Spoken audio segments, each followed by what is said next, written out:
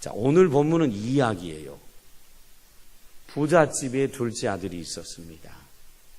이 둘째 아들은 아버지가 싫었습니다. 아버지는 농업과 목축업을 하는 분이라 그 아버지가 싫었어요. 그리고 냄새나는 아버지의 아들로 산다는 게 싫었습니다. 이 시골 떠나고 싶었습니다. 그리고 환락과 재미가 있는 먼 나라로 가고 싶었습니다. 그래서 아버지에게 유산을 요구합니다. 아버지는 그 유산을 주었고 아들은 그 유산을 가지고 먼 나라로 갔는데 가서 다 잃어버리고 망했습니다. 그리고 이제 돼지치는 품꾼이 됐습니다. 품꾼이 되고 나서 둘째 아들은 아버지 집에 돌아가야 되겠다 생각을 하고 아버지 집으로 돌아갑니다. 이게 오늘 본문입니다. 둘째 아들은요, 아버지의 귀중한 돈을 가지고 먼 나라 가서 창기들과 함께 다 말아먹어 버렸습니다. 이 아들은 더럽고 추악한 아들입니다. 더 이상 아들의 자격이 없습니다. 그리고 아들이라고 당당하게 말할 수도 없습니다. 이제 이 아들은 살기 위해서, 먹고 살기 위해서 품꾼이 됩니다. 돼지치는 품꾼이 됩니다. 그런데요, 종이라고 다 같은 종이 아닙니다. 종 안에도 계층이 있습니다. 품꾼이란 종 중에 가장 낮은 종입니다. 언제든지 내보낼 수 있는 종이 바로 품꾼입니다. 이 둘째 아들은 아버지의 전 재산을 환락과 창기와 술로 다 허비해버린 나쁜 자식입니다. 하나님과 사람들 앞에서 쓰레기 같은 자식입니다. 그리고 더럽고 하찮은 존재입니다. 아버지가 땀 흘려 벌어놓은 재산을 추악하게 써버린 더러운 아들입니다. 이제 하나님의 벌을 받아서 돼지를 치는 품꾼이 되었습니다. 제대로 먹지도 못하고 제대로 씻지도 못하는 더럽고 추악한 인간이 됐습니다. 아들의 자리가 싫다고 박차고 나간 아들입니다. 자유롭고 부유한 아버지가 싫다고, 나는 그 아버지 아들 되기 싫다고 집단하는 아들입니다. 결국 이 아들 먼 나라 가서 품꾼이 됩니다. 그리고 하루하루 돼지들과 함께 사는 더러운 인생을 살고 있습니다. 여러분 알아두세요. 인간은 성공을 통해서는 삶의 지혜를 얻지 못합니다. 인간은 날마다 실패를 통해서 삶의 지혜를 얻습니다. 하나님은 실패하지 않아도 지혜를 갖고 계시지만 인간은 실패하지 않으면 도무지 지혜를 얻을 수 없는 존재입니다. 하나님은요, 인간의 실패를 잘 아십니다. 그리고 인간이 실패하면 하나님은 치유해 주고 싶으셔서 오셔서 일어나도록 힘을 주시는 분이 하나님 아버지십니다.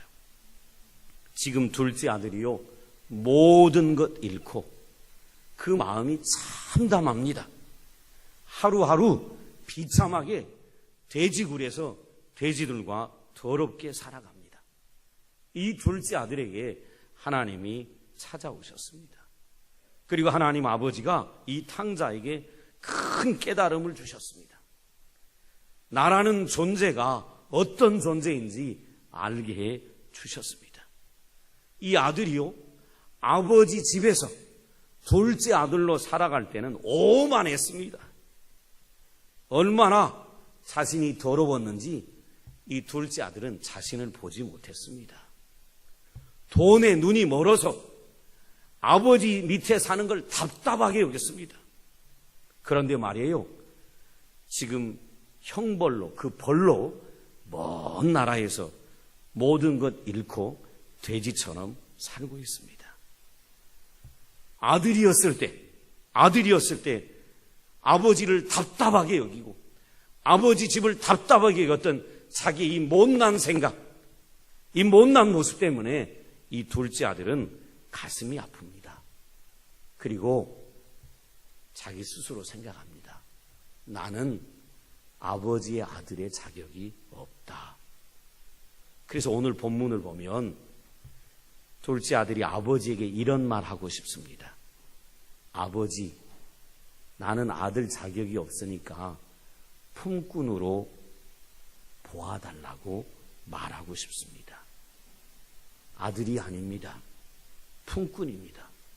종들 중에서도 가장 낮은 품꾼이 되기를 원한다고 이 아들은 아버지에게 말하고 싶습니다. 여러분, 둘째 아들이 스스로 철이 들어서 이런 생각을 했을까요? 아닙니다. 하나님이 그렇게 생각하도록 그에게 역사하셨습니다.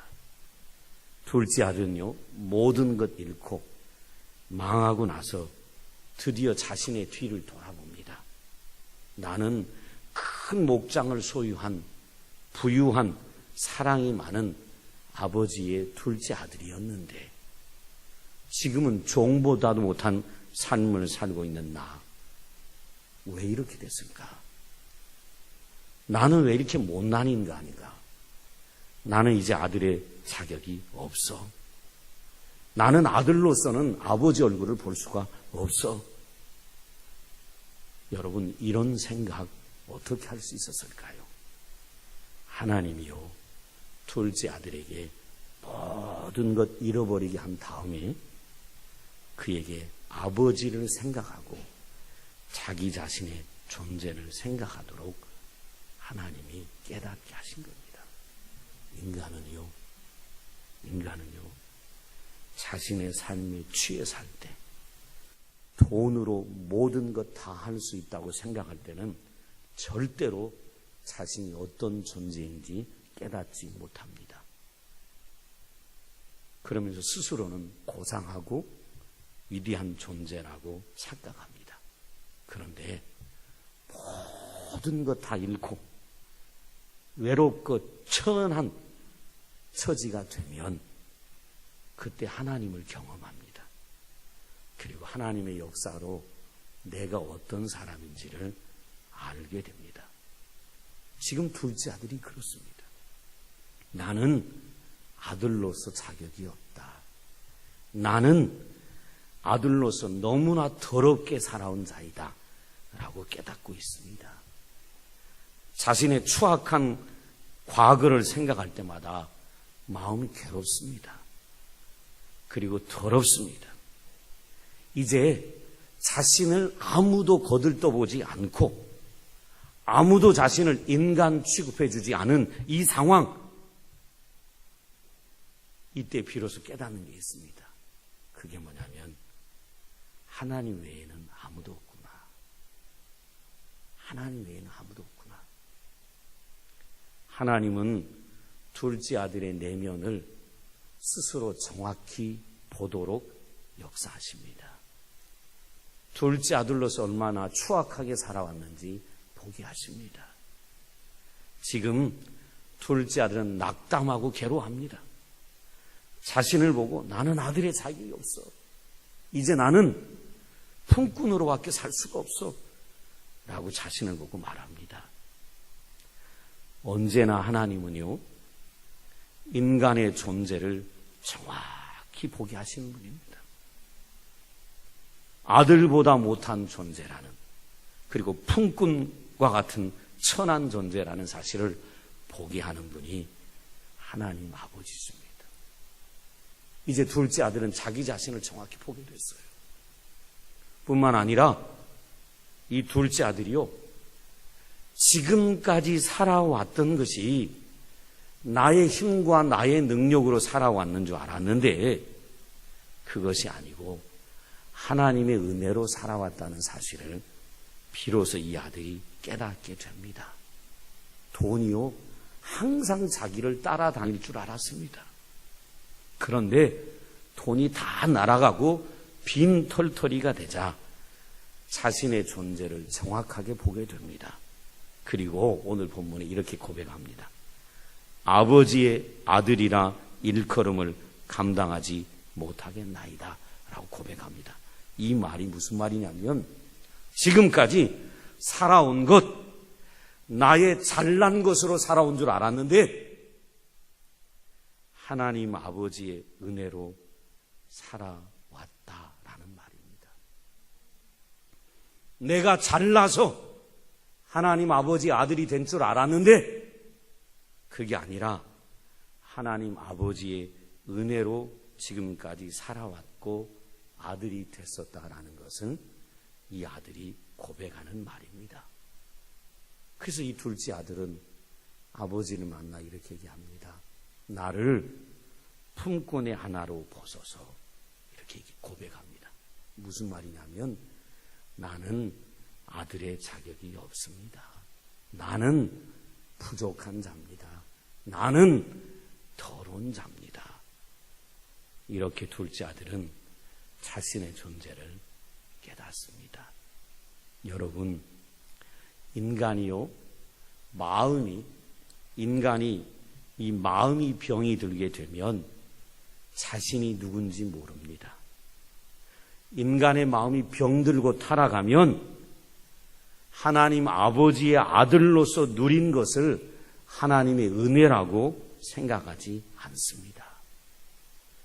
하나님 아버지 아들로서 온갖 혜택과 은혜를 받았지만 이것을 오히려 답답하고 하찮은 것으로 알고 자신의 인생 내 것이라고 주장하고 내 삶 내가 마음껏 살아갈 거야 라고 생각하며 살아가는 것, 이것이 바로 깨닫지 못한 인간들이 하는 말입니다. 이것이 탕자의 마음이고 이것이 탕자의 인생입니다. 그런데 오늘 말이에요, 이 둘째 아들 탕자가 자기가 살아온 인생이 얼마나 더럽고 추악한지를 알고 자신이 얼마나 낮고 낮은 품꾼이라는 존재를 깨닫습니다. 여러분, 어떻게 깨달을 수 있었을까요?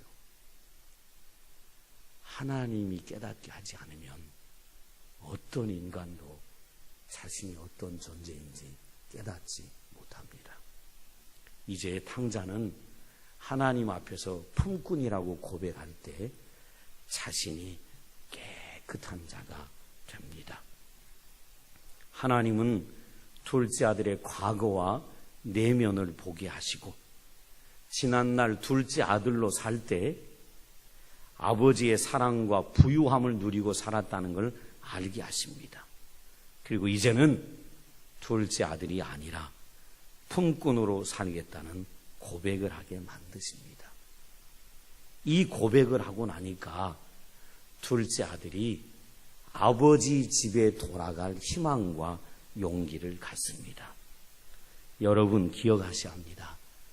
자신이 누구인지를 알지 못하면 하나님께로 돌아갈 수가 없습니다.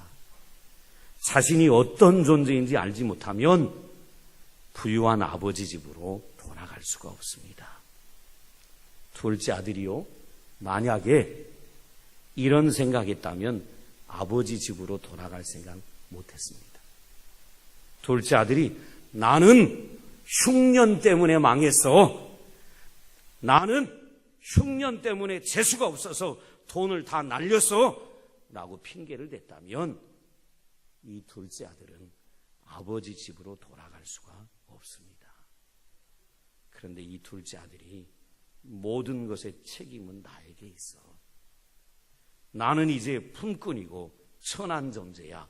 라고 고백하자 하나님께서 이 아들에게 깨달음을 주셔서 아버지의 집에 돌아갈 마음이 생기게 만드셨어요. 여러분, 품꾼이라는 사실, 낮고 천한 품꾼이라는 사실을 인간이 깨달을 때 인간은 아버지께 돌아갈 수가 있습니다. 그리고 그렇게 돌아가는 인간을 하나님은 이렇게 얘기하지 않습니다. 너는 더럽고 추악한 존재야. 이렇게 얘기하지 않으시고 깨닫고 돌아오는 아들을 하나님은 깨끗하고 존귀한 존재로 만드십니다. 하나님 아버지께 돌아가지 않는 자들은 아무리 돈이 많아도 더러운 인생을 살고 있는 겁니다. 그런데 하나님 아버지께로 돌아가는 사람은 아무리 돈이 없어도 가장 깨끗한 인생을 살고 있는 것입니다.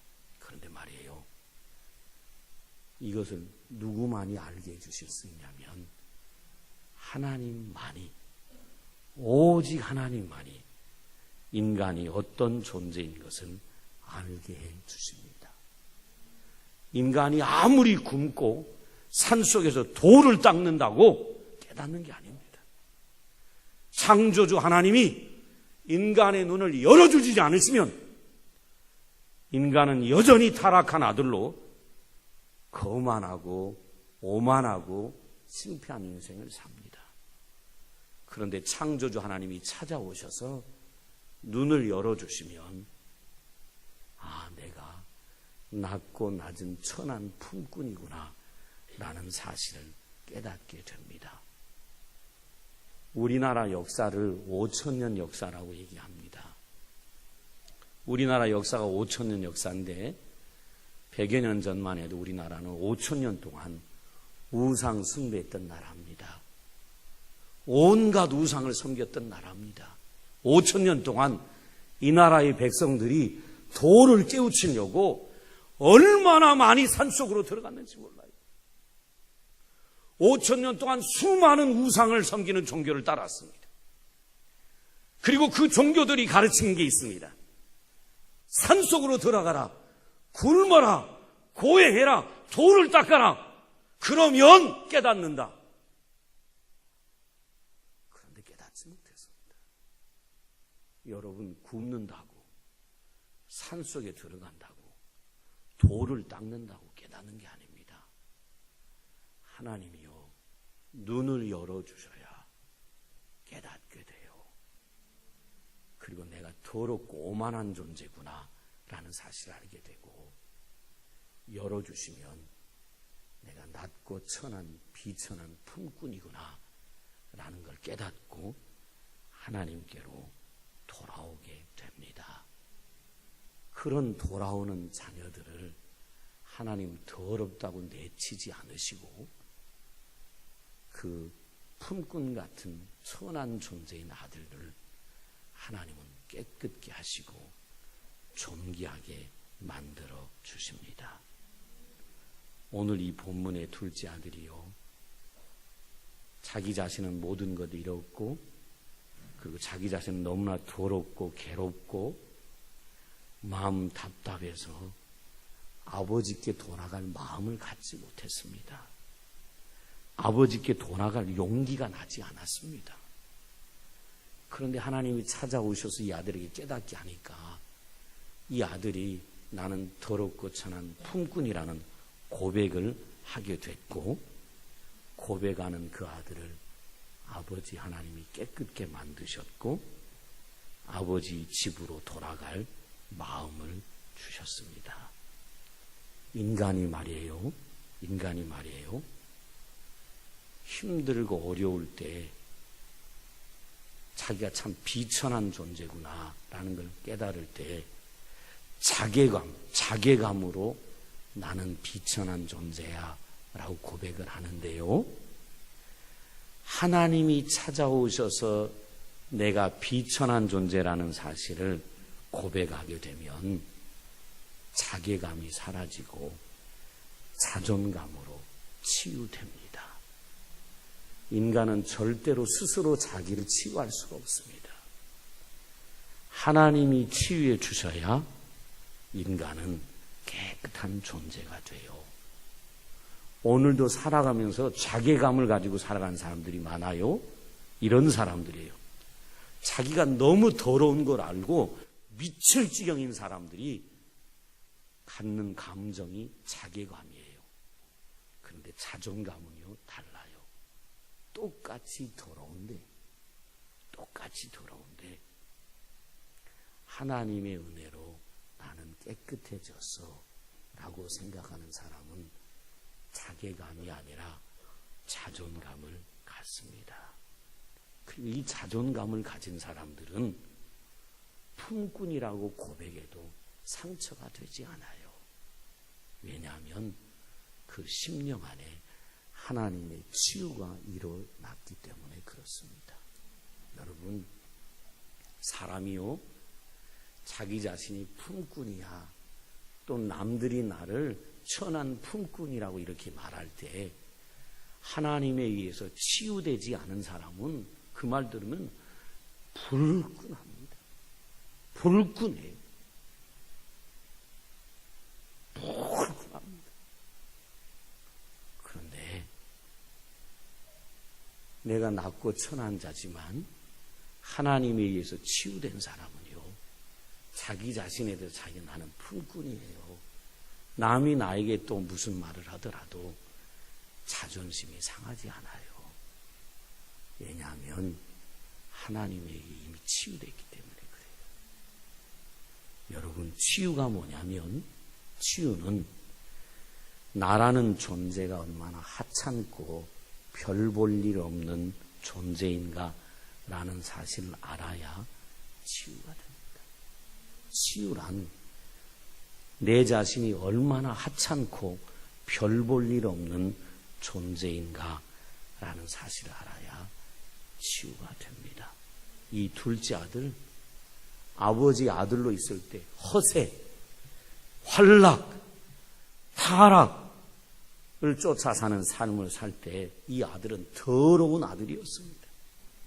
그런데 말이에요, 이 둘째 아들, 하나님의 은혜로 품꾼이라는 사실을 깨닫고 고백하게 되자 돼지굴에서 여전히 살고 있지만 이 아들은 만족하고 자기 자신이 깨끗게 됐다는 걸 알게 됩니다.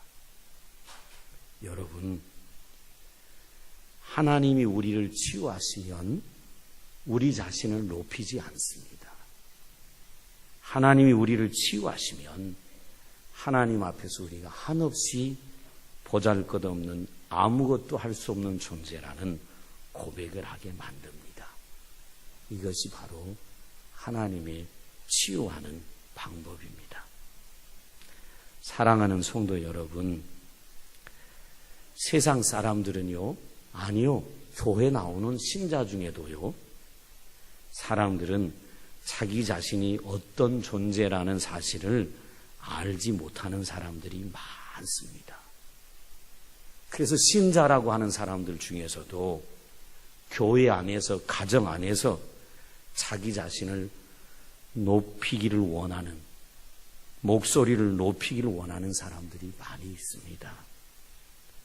그런데 제가 여러분에게 도전합니다.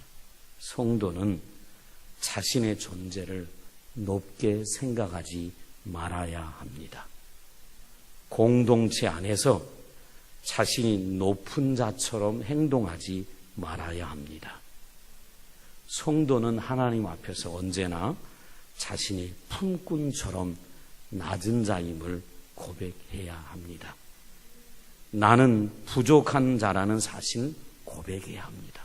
나는 하찮은 존재라는 사실 주님 앞에 고백해야 합니다.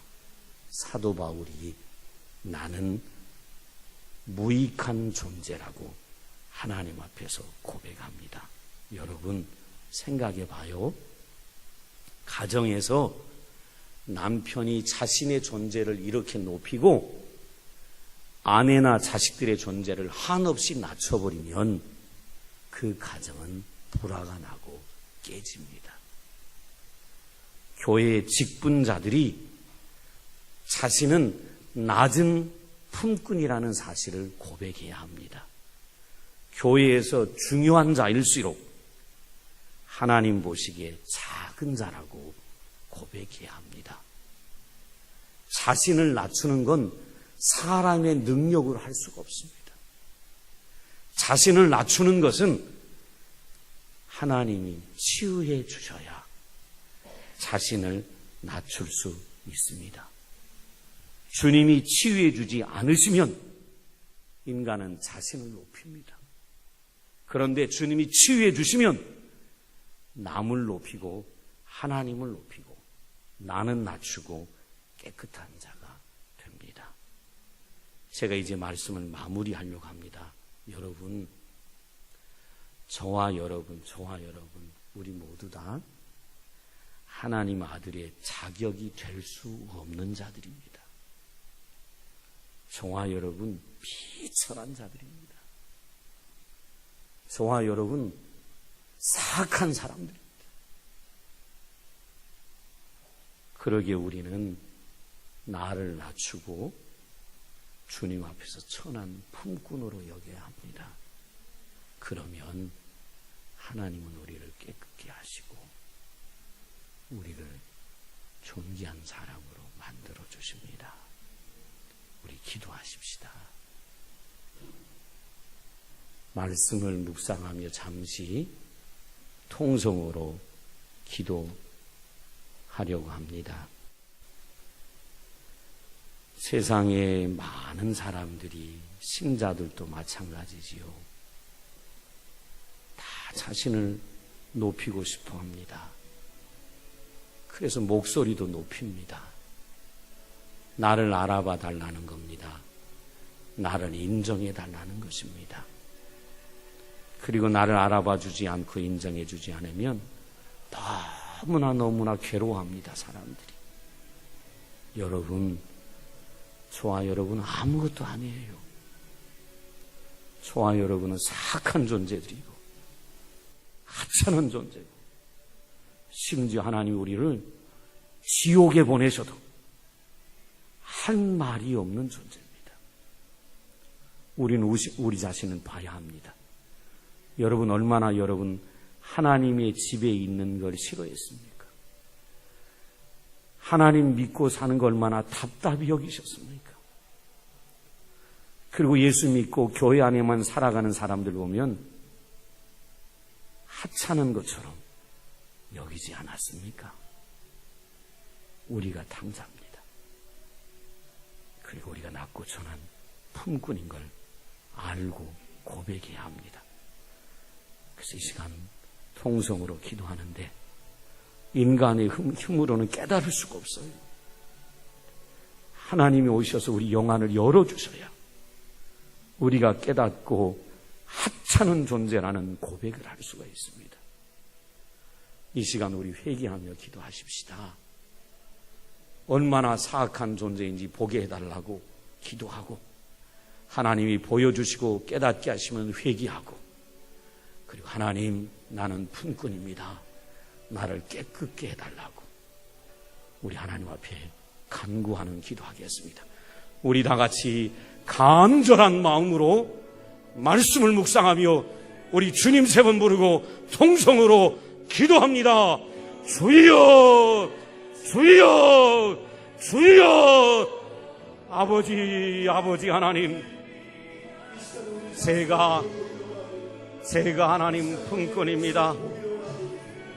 하나님 안에 있는 것 답답하게 여기고, 하나님 안에서 살아가는 것 귀히 여기지 아니하고 하찮게 여기고, 언제나 기회만 있으면 멀리 가려고 했던, 세상을 좋아하고 세상을 즐거워하고 세상을 사랑한 말할 수 없는 사악한 죄인임을 이 시간 아버지 하나님, 오 하나님 고백합니다.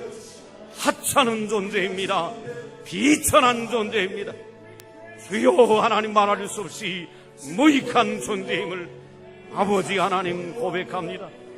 주여, 성령 하나님을 이 자리에 하나님 보내주셔서, 성령 하나님 이 자리에 임재하여 주셔서, 주여 하나님 예비하는 심령들에게 오 하나님 깨닫게 하여 주셔서, 얼마나 하나님 우리 자신이 별 볼 일 없는 하찮은 존재인지를 하나님 깨닫게 하시고, 주여 하나님, 하나님 앞에서 나는 보잘것없는 품꾼이라고 고백하도록 하나님 역사하여 주시고, 하나님께서 우리를 깨끗게 하나님 치유하시는 놀라운 영적인 체험할 수 있도록 주여 도와 주시기를 소원합니다. 이 깨달음이 없이는 하나님께 돌아가지 않습니다. 이 깨달음이 없이는 하나님께로 돌아갈 수가 없습니다. 하나님께로 주여 돌아가는 사람들은 하나님께서 깨닫게 하신 사람임을 압니다. 성령 하나님 간절히 구합니다. 찾아오셔서 깨닫게 하시고 내가 죄인인 것, 비천한 존재임을 깨닫고 아버지 모두가 하나님께로 돌아가게 하옵소서. 하나님 깨닫지 못하면 여전히 더러운 존재로 살고 여전히 오만하게 살아가며 그리고 자신이 존귀한 존재라고 착각하며 살아갈 수밖에 없사오니 성령 하나님 임재하셔서 깨닫게 하시고 혼꾼이고 비천한 존재임을 알도록 하나님 역사하여 주시옵소서.